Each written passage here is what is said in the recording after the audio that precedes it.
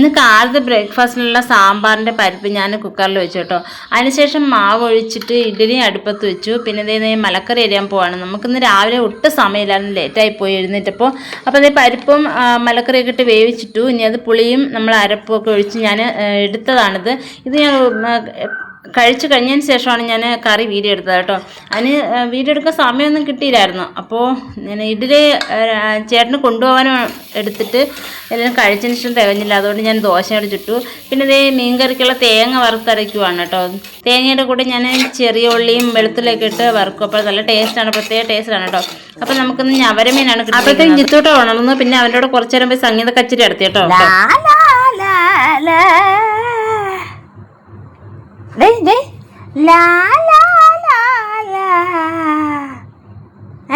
എങ്ങനെയാണ് പാട്ട്? എങ്ങനെയാണ്?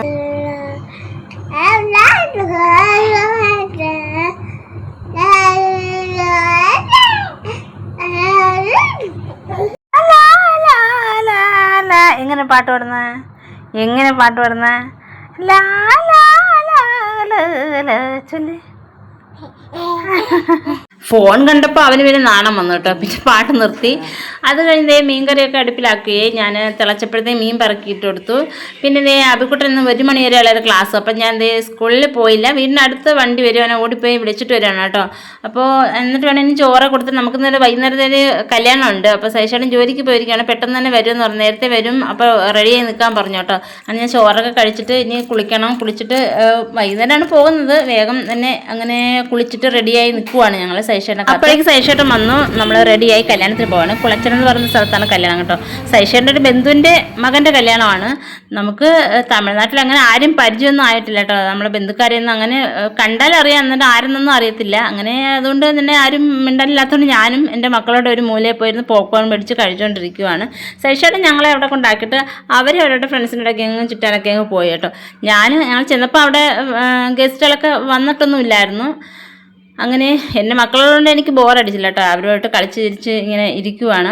പിന്നെ അബിക്കുട്ടിനെ ബോറടിച്ചിട്ട് അവനെ വെളിയിലൊക്കെ പോയി ഒന്ന് കറങ്ങി. എന്നിട്ട് പറഞ്ഞ് ഫുഡ് കഴിക്കണം എന്ന് പറഞ്ഞു. അങ്ങനെ ഞങ്ങൾ സൈഷേനെ വിളിച്ചിട്ട് ജിത്തൂട്ടിനെ സൈഷേൻ്റെ ഏൽപ്പിച്ച് നമ്മൾ ഫുഡ് കഴിക്കാൻ പോകണം കേട്ടോ. നമ്മൾ തമിഴ്നാട് CM വിജയുടെയും ഫ്ലക്സൊക്കെ വെച്ചിരിക്കുന്നു അവിടെ. അപ്പോൾ അതേ ഫുഡ് കഴിക്കാൻ നിൽക്കുവാണ്. ആദ്യം പൊറോട്ടയും ചിക്കൻ കറിയും തന്നു. പിന്നെ കേസരി ഉണ്ടായിരുന്നു, അച്ചാർ, സലാഡ്, അതിൻ്റെ കൂടെ അങ്ങനെ അത് കഴിച്ചു. അത് കഴിച്ചിട്ട് പിന്നെ അപ്പം വന്നു കേട്ടോ. അപ്പവും കടലക്കറിയായിരുന്നു കോമ്പിനേഷൻ. അതും കഴിച്ചിട്ട് നമുക്ക് റൈസ് വന്നത്. റൈസും പിന്നെ വേറൊരു ടൈപ്പിലുള്ള ചിക്കൻ കറി, അത് നല്ല അടിപൊളി എരിവൊക്കെ ഉള്ള നല്ല ചിക്കൻ കറിയായിരുന്നു. അതും കഴിച്ചിരുന്നപ്പോൾ ഐസ്ക്രീം വന്നു. അങ്ങനെ ഒരു ഐസ്ക്രീമും കഴിച്ചിട്ട് ഞങ്ങൾ ഇറങ്ങാൻ പോവാണ് അവിടുന്ന്. അപ്പോഴേക്കും ജിത്തുക്കുട്ടനെ സൈഷേട്ടൻ എന്നെ കൊണ്ട് തേപ്പിച്ചു. അത് കഴിഞ്ഞ് കുറച്ച് ഡാൻസൊക്കെ ഉണ്ടായിരുന്നു. ഡാൻസ് ഒരുപാട് നേരം ഉണ്ടായിരുന്നു. എനിക്ക് ജിത്തുട്ടനെ വെച്ചിട്ടുണ്ടായിരുന്നു കാണാൻ പറ്റില്ലായിരുന്നു. അതുകൊണ്ട് തന്നെ കുറച്ച് നേരം കണ്ടിട്ട് ഞങ്ങൾ ഓഡിറ്റോറിയത്തിനകത്ത് പോയിരുന്നു കേട്ടോ. പിന്നെ സൈഷേട്ടനും കാണുന്നേ ഇല്ല. സൈഷേട്ടനാണെങ്കിൽ നിറയെ ബന്ധുക്കാരൊക്കെ ഉണ്ടല്ലോ. അപ്പോൾ അവരുമായിട്ടൊക്കെ സംസാരിച്ചിട്ട് നിൽക്കുകയാണ്. ഞാൻ പിന്നെ ജിത്തൂട്ടിന് കേസരി ഉണ്ടെന്ന് കൊടുത്തു. മോനക്ക് അത് നല്ലവണ്ണം കഴിച്ചു. വയറ് നിറച്ചപ്പോൾ അവൻ്റെ കളിയായി കേട്ടോ.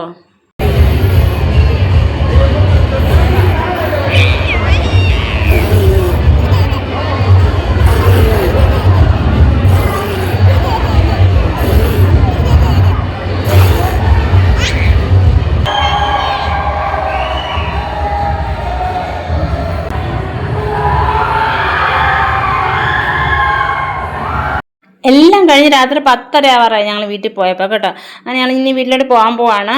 അപ്പോൾ ഇന്നത്തെ ബ്ലോഗ് ഇവിടെ അവസാനിക്കണം. എല്ലാവർക്കും നല്ല ദിവസം നിർത്തുന്നു. Thank you.